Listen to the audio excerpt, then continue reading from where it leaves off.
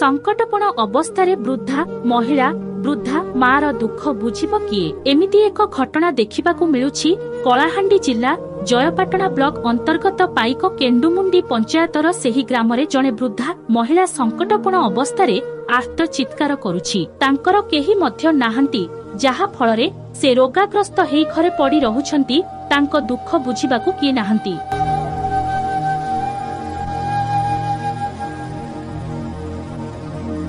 वर्तमान तांकु चिकित्सार नितांत आवश्यकता रहिछि। एही गरीब निरीह वृद्ध महिलार दुखर चित्कार सुनिबाकू परिवार लोके किए नाहंती। एही वृद्ध महिला कथा हेबार मध्य सामर्थ्य हेई पारु नाहंती। एही वृद्ध महिलार दुख प्रशासन केबे बुझिबे से अपेक्षारे एही वृद्ध वयस्क महिला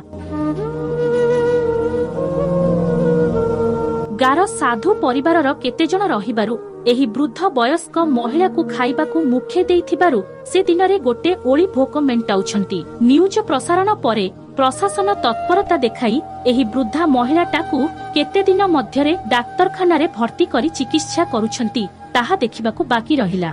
कलाहांडी जिला जयपाटना ब्लॉक रु जंबरू धर दुर्गांक रिपोर्ट ग्रामीण एक्सप्रेस लाइव।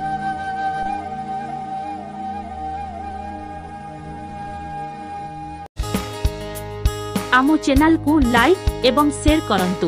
ग्रामीण एक्सप्रेस लाइव गाँव रे हेउ बा सहर रे सर्वदा आपणक साथी रे